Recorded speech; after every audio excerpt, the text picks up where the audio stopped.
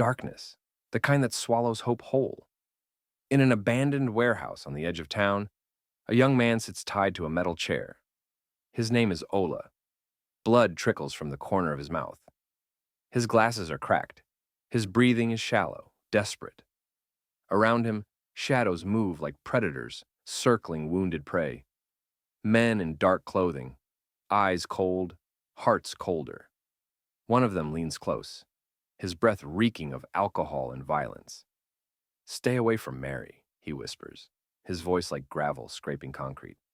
"Or tonight, you die here, alone, forgotten." Ola's lips tremble, but his eyes hold something they didn't expect. Defiance. Miles away in a mansion draped in moonlight, a phone screen lights up. An Apple Watch notification flashes red. Mary's hands shake as she stares at the alert. Her breath catches. Her world tilts. No, no, no, no. When a billionaire's daughter fell in love with a poor boy, she never imagined that her own father would stand against them, that her classmate would try to kill him, and that a secret buried 10 years ago would change everything.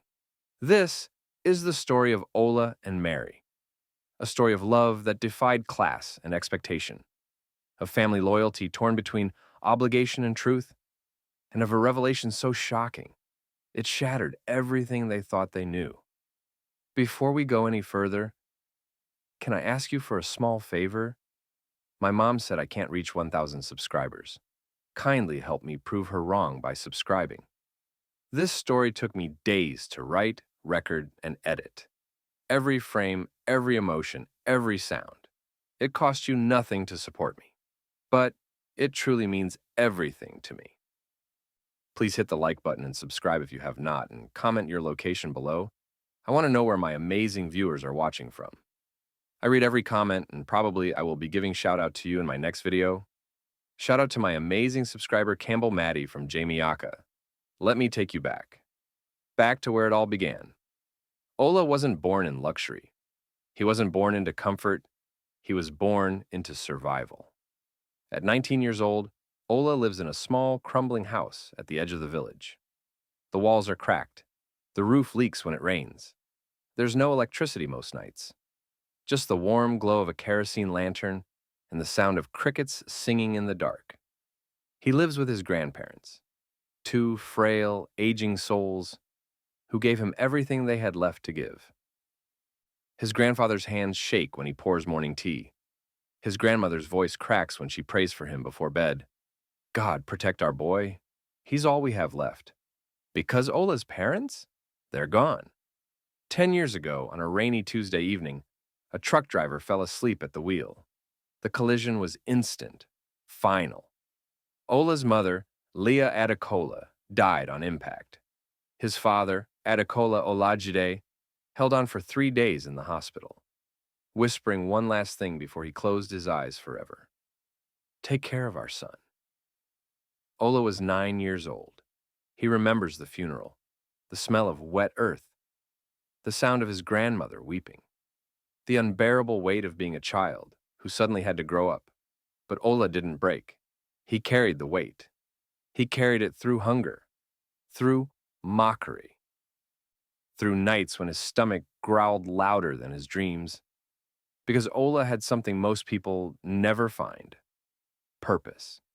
He wanted to be a doctor, not for the money, not for the status, but because he remembered holding his father's hand in that hospital bed, watching the machines beep slower and slower, feeling utterly powerless. He never wanted to feel that way again. So every morning, Ola wakes up at 4 a.m. He studies by candlelight. He walks 7 kilometers to the university because he can't afford transport. His shoes have holes. His shirt is faded. His phone screen is shattered. But his mind? Brilliant. Sharp as a scalpel. Hungry as a lion. At the University of Lagos, Department of Medicine and Surgery, Ola sits in the back row. Always alone, always silent. Taking notes on scraps of paper because he can't afford a laptop. The other students don't talk to him much. Some pity him, some ignore him, some whisper. That's the scholarship boy. I heard he lives in the village. Poor guy. What's he even doing here? But Ola doesn't hear them. He's too busy becoming the person his parents believed he could be. Until one day, someone noticed him. Her name is Mary, and she's everything society says Ola should never dream of. Mary walks through campus like sunlight cutting through fog. Elegant, confident, kind in a way that isn't performative. Her father is Chief Emmanuel Adeyemi, one of the wealthiest men in Lagos. Tech entrepreneur, philanthropist, a man whose name opens doors before he even arrives. Mary could have gone to Oxford, Harvard, anywhere in the world. But she chose to stay, to study medicine in Nigeria, to give back to the place that raised her. She's beautiful, yes, but not in the shallow way people throw that word around. She's beautiful because she listens when people talk, because she carries textbooks for classmates struggling under the weight, because when she smiles, it feels like permission to hope. One Tuesday afternoon, during a practical class on human anatomy, Ola is struggling to carry 3 skeletal models back to storage. His arms are shaking. His pride is screaming at him not to drop them, and then a voice. "Let me help you." He turns. It's her, Mary, standing there in her crisp white lab coat, already reaching for one of the models before he can protest. I can manage," Ola stammers.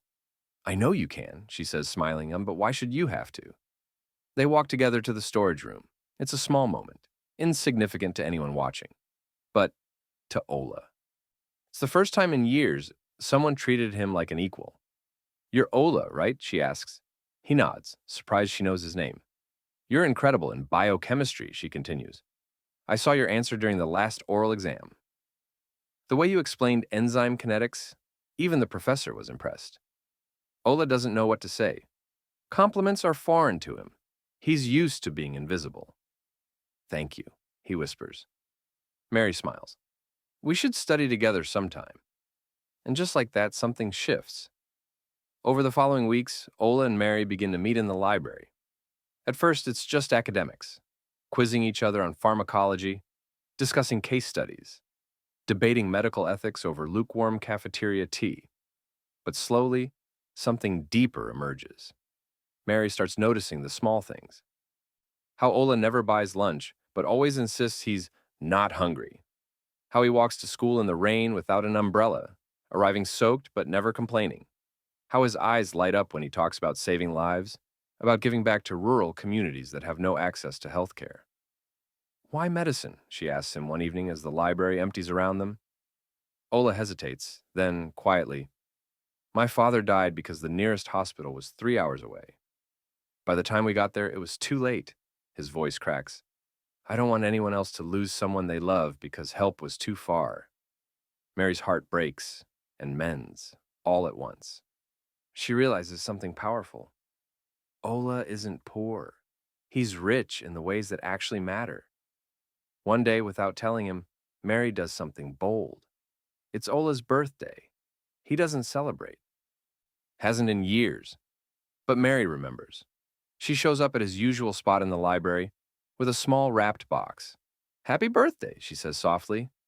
Ola stares at the box like it's a grenade. "Mary, I can't accept." "You can, and you will." He unwraps it slowly. Inside is an Apple Watch, the latest model. Sleek, expensive, impossible. Ola's hands tremble. "Mary, this is too much. I can't." "Yes, you can." Her voice is firm now, gentle but unyielding. "I want you safe, Ola. I want to know you're okay. Please, wear it." Tears sting his eyes.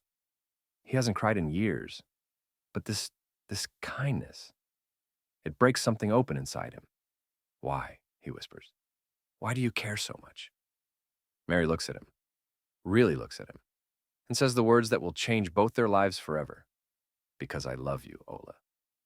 I love who you are. Where you come from doesn't matter to me.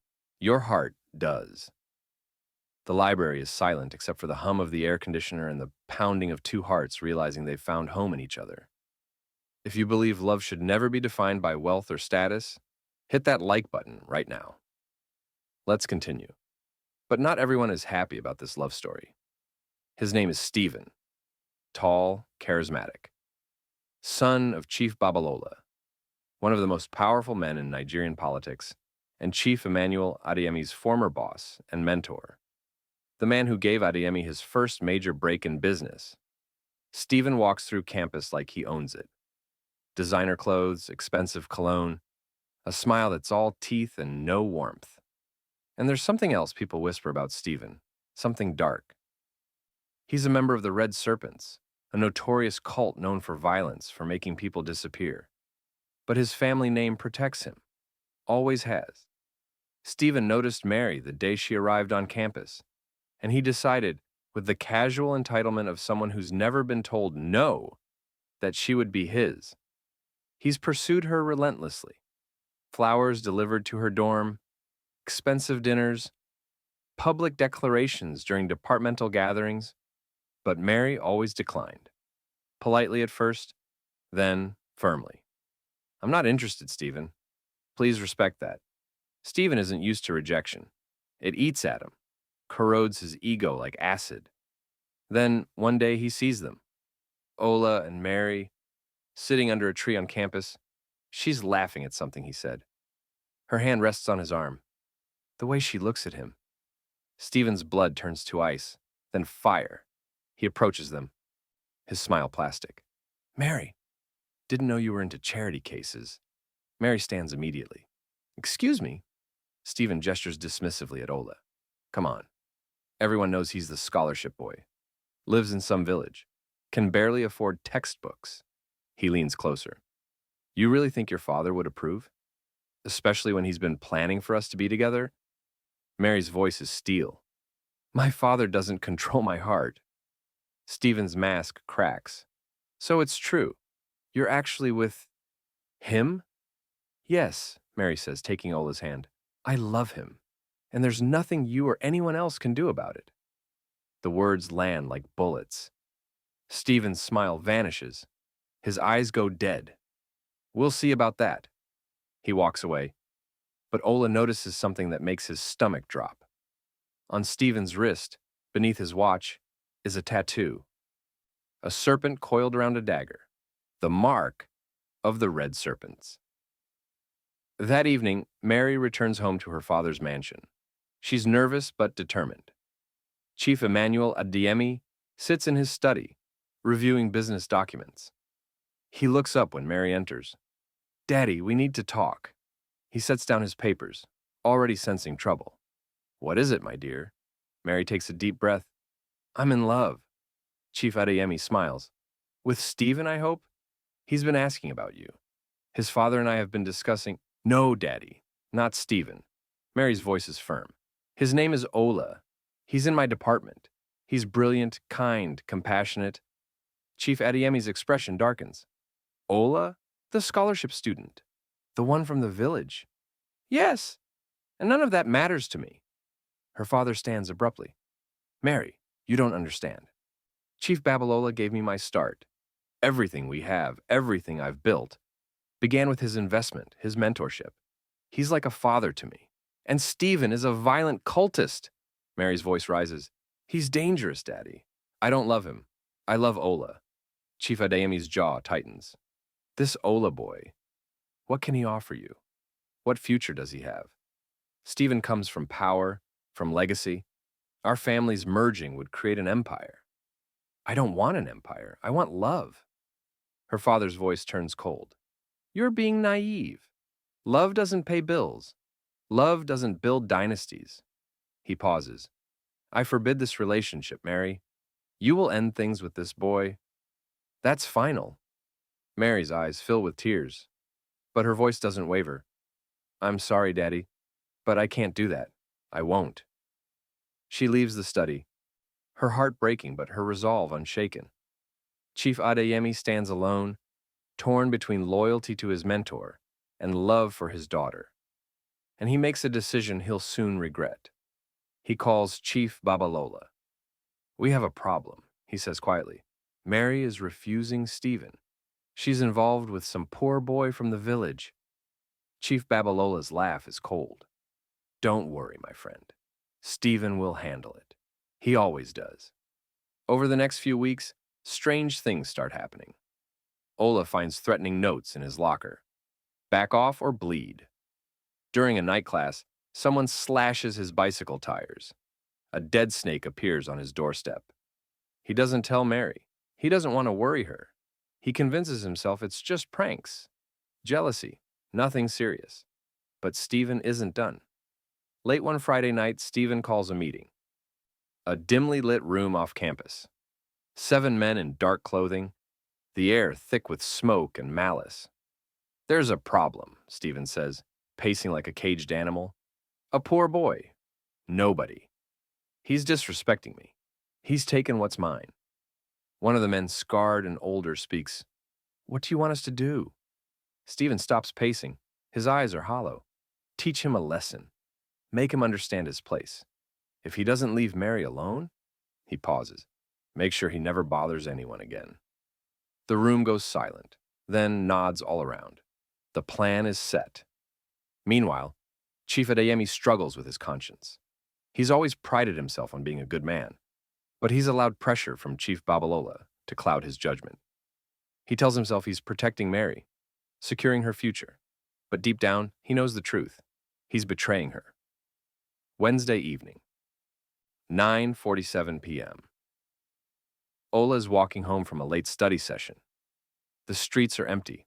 Shadows stretch long under flickering streetlights. He's thinking about Mary, about the future they might build together, about hope. He doesn't notice the van until it's too late. It screeches to a stop beside him. Doors fly open. Hands grab him. A cloth pressed over his mouth. Chemical smell. Everything spinning. Darkness. When Ola wakes, he's in hell. An abandoned warehouse. Concrete floors stained with God knows what. Rusted machinery. The smell of decay. He's tied to a chair. His head throbs. His mouth tastes like blood. Figures emerge from the shadows. 7 of them. Faces covered. And Stephen, standing in front. No mask. He wants Ola to see him. Welcome, Ola, Stephen says, his voice dripping with false pleasantry. Hope the ride wasn't too rough. Ola's voice is hoarse. What do you want? Stephen crouches down, eye level. Simple. You're going to record a video. You're going to tell Mary it's over. That you don't love her. That you were just using her for money. He pulls out a phone. And you're going to sound convincing. Never. Stephen's smile vanishes. Wrong answer. A fist crashes into Ola's ribs. Pain explodes. Then another and another. Last chance, Stephen hisses. Record the video, or we bury you where no one will ever find you. Ola spits blood. His voice is barely a whisper, but it carries the weight of everything he believes in. I will not betray someone who believed in me when no one else did. Stephen nods to his men. Make him regret that. But miles away, something is happening that Stephen didn't account for. Mary's phone buzzes. Alert. Ola's heart rate critical. 168 BPM. Location. Industrial District, Warehouse. 7. Her blood turns to ice. Mary doesn't hesitate. She bursts into her father's study, phone in hand. Dad, something's wrong. Ola's in danger. His heart rate is critical. We need to help him. Now. Chief Adeyemi's face goes pale. In that moment, the reality of what he's enabled crashes down on him. What have I done? He whispers. Daddy, please. He snaps into action. Within minutes, he's made 3 calls. The police commissioner, his head of security, his lawyers. Find him. I don't care what it takes. The convoy moves like a military operation. Police cars, private security. GPS locked on the watch signal. Chief Adeyemi sits in the lead vehicle, his hands shaking. He's praying. Something he hasn't done in years. Please, God, don't let me lose my daughter's heart. Don't let an innocent boy die because of my pride. At the warehouse, Ola is barely conscious. They've beaten him mercilessly. Broken ribs, swollen eyes, blood everywhere. Stephen stands over him, frustrated. You're really going to die for some girl? Ola looks up, his voice broken but unshaken. I'm going to die for something you'll never understand. Love. Real love. Stephen raises his fist for the final blow. And then, doors explode open. Lights flood the warehouse. Police, guns drawn. Nobody move! Stephen tries to run, but he's tackled within seconds. His men scatter, but are apprehended one by one. And through the chaos, through the smoke and shouting, two people run. Mary and her father. They find Ola slumped in the chair, barely breathing. Ola! Ola, please! Look at me! Mary sobs. His eyes flutter open. Mary? I'm here. I'm here. You're safe now. Chief Adeyemi falls to his knees beside them, tears streaming down his face. I'm sorry, he chokes out. I'm so sorry. This is my fault. I should have protected you. I should have believed in my daughter's judgment. Ola's voice is weak. Sir, forgive me, son. Please forgive me. As paramedics cut the ropes and rush Ola to the ambulance, Chief Adeyemi holds his daughter. I was wrong, Mary, so wrong. I let fear and obligation blind me. Can you ever forgive me? Mary looks at her father, tears streaming. Help me save him, Daddy. Help me fight for him. That's how you make this right. Chief Adeyemi nods. I will, I promise. If you stand against bullying, violence, and injustice, type justice in the comments right now. Let's keep going. 3 days later. Private hospital room. Ola is recovering, bandaged but alive. Chief Adeyemi has been there every day, paying for everything, apologizing, trying to rebuild trust. On the third evening, he sits beside Ola's bed. I owe you more than an apology, the chief says quietly. I owe you the truth, and I owe you answers. He takes a deep breath. Tell me about your family, Ola, your parents. I want to know who raised such a remarkable young man. Ola hesitates. He's ashamed of his poverty, but he's never been a liar. I live with my grandparents, sir. My parents, they died when I was 9. Car accident. We don't have much. I'm only here because of a scholarship. Chief Adeyemi leans forward. Your parents' names, son? Adekola Olajide and Leah Adekola. The room goes completely silent. Chief Adeyemi's face drains of color. His hands begin to shake. The world tilts on its axis. What did you just say? Adekola, sir. Adekola Olajide was my father. Why? Is something wrong? Chief Adeyemi stands abruptly, stumbling backward. His eyes are wide with shock, with grief, with something that looks like devastation. Adekola Olajide. He grips the edge of the bed to steady himself. Your father? He was my business partner, my brother, my best friend. The world stops. Mary, standing in the doorway, gasps. Ola can barely breathe. What? Chief Adeyemi collapses into the chair, tears streaming down his face. Adekola and we met after university. I was working for Chief Babalola, learning the business. Adekola was a tech genius. Brilliant. Years ahead of his time. His voice trembles. We had a dream. We wanted to build something together. Change Nigeria's tech landscape. So we started a company. Adeyemi Adekola Technologies. We split ownership 50-50. Equal partners, brothers in everything but blood. Ola's heart is pounding so hard he can barely hear. What happened? We were on the verge of our first major breakthrough. A government contract worth millions. Your father was driving to Lagos for the final meeting. It was raining heavily. Visibility was terrible. Chief Adeyemi's voice breaks completely. There was an accident. A truck. Head-on collision. Your mother died instantly. Your father, he held on for 3 days. I was there, Ola.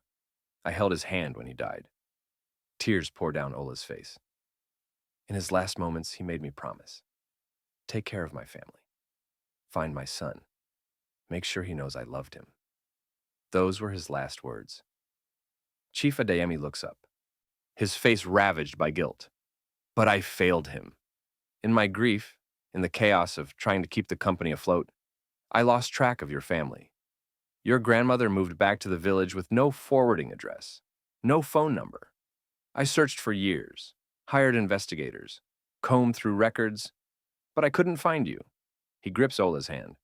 The company succeeded beyond our wildest dreams. We're worth over $3 billion now. And 50% of it legally belongs to your father's estate. His voice cracks. It belongs to you. The room spins. Ola can't process this, can't breathe. I, I don't understand. You're not poor, Ola. You never were. You're a co-owner, an heir. Your father's shares have been sitting in trust, growing, waiting for 10 years. I've been waiting to find you, to honor my brother, to keep my promise. Chief Adeyemi pulls Ola into a fierce embrace. I'm so sorry it took me this long.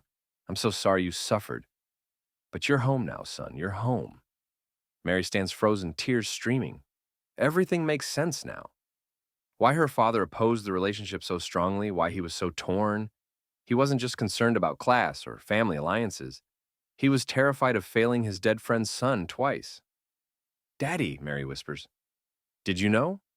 When you opposed us, did you know who Ola was? Chief Adeyemi shakes his head. No, I swear to you I had no idea. If I had known, he looks at Ola. If I had known, I would have brought you home immediately, given you everything that's rightfully yours, everything your father built. He turns to Mary. I was wrong to oppose your love. So terribly wrong. I let Chief Babalola's pressure, let Stephen's family connections, let my own fear. I let it all blind me. He takes both their hands. But I'm not blind anymore. You two are meant to be together. I see that now. Ola's voice is barely a whisper. My father? He really built all this? He did, and more. He was brilliant, Ola, just like you. Compassionate, just like you. He would be so proud of the man you've become.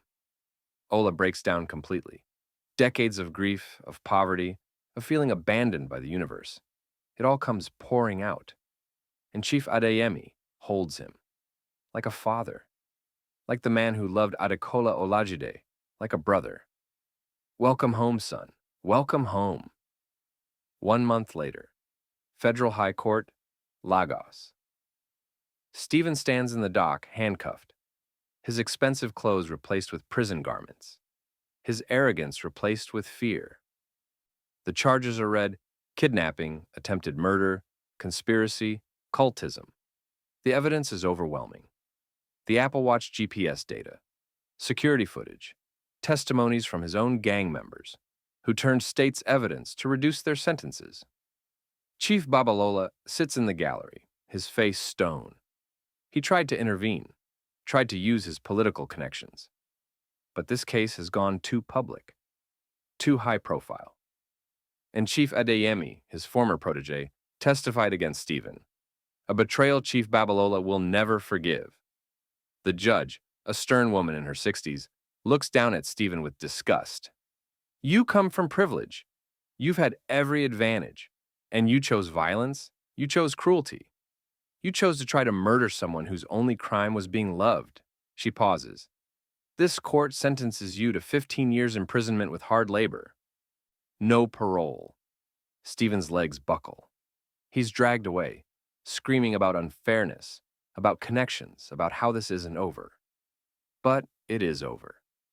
Justice, real justice, has been served.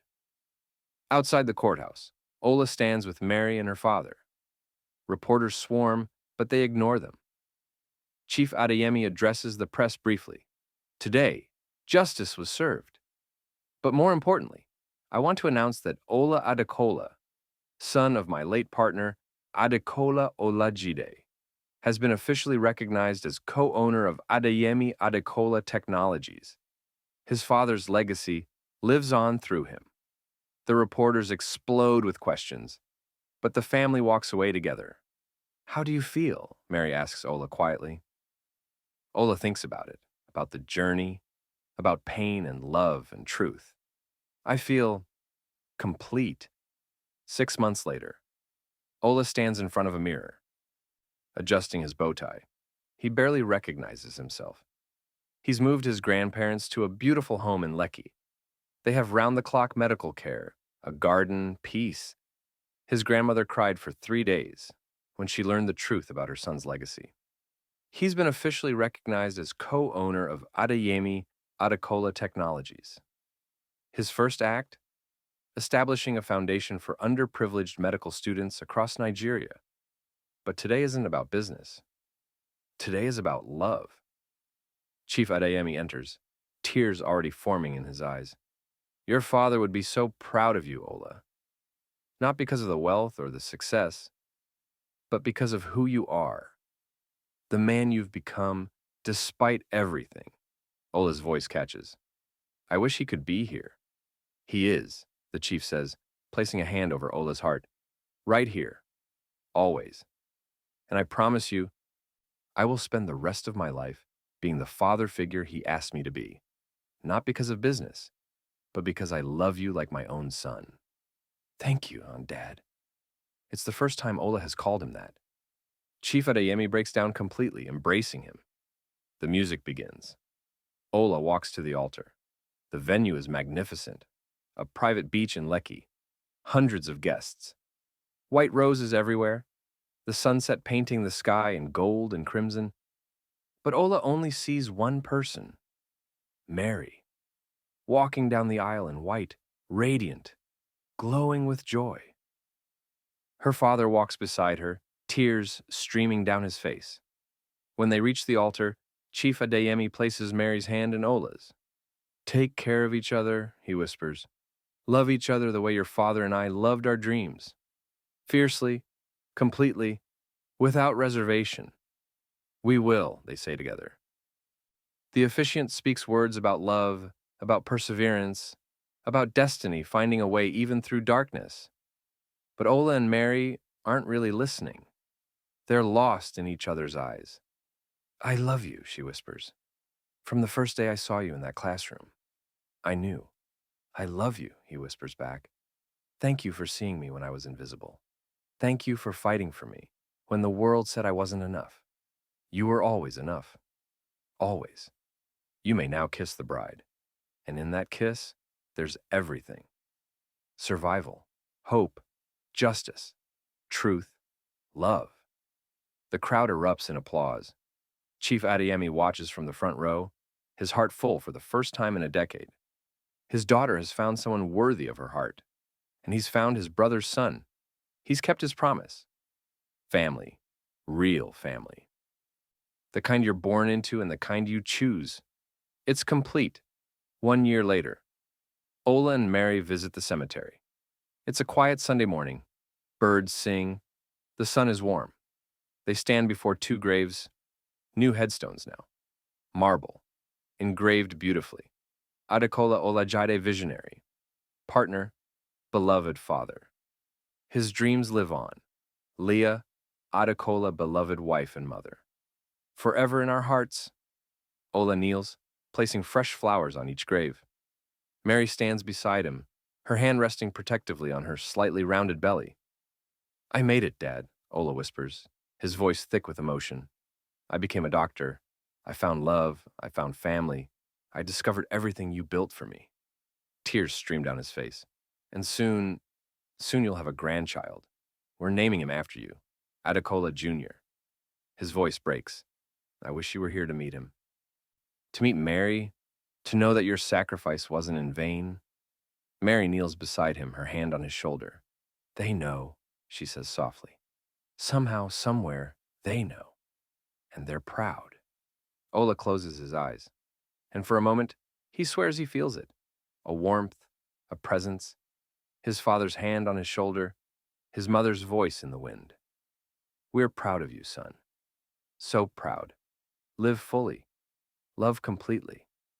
That's all we ever wanted. He opens his eyes. The feeling fades, but the peace remains.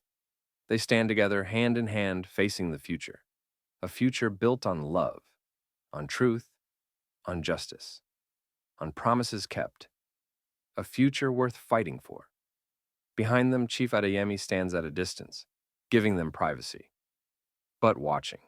Always watching over his son. His brother's legacy. He whispers to the wind, I kept my promise, Adekola. Your boy is safe. Loved. Successful. I'll watch over him for the rest of my life. Rest well, my brother.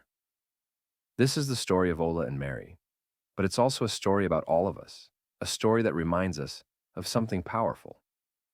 Your current situation is not your final destination.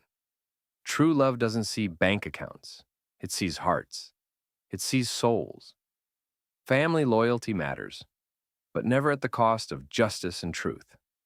And the truth? The truth always finds a way to surface. Always. Sometimes the very person you're told to reject is the one you were always meant to find. Sometimes the parent who opposes you is just scared of failing you. Sometimes destiny has a plan so perfect, so intricate, that all the obstacles in the world can't stop it. Now I want to hear from you. What would you have done if you were in Mary's shoes? Would you have fought for love, even when your own father stood against?